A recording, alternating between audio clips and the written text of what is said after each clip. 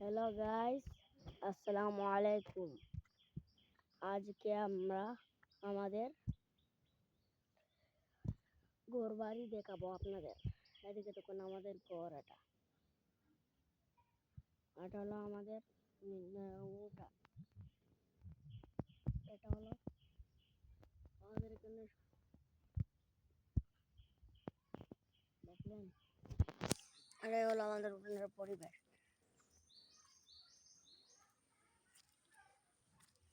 আমরা আজকে পুকুরে মাছ ধরতে চলেছিলাম ভাই, কিন্তু এখন মাছ ধরার হবে না ভাই।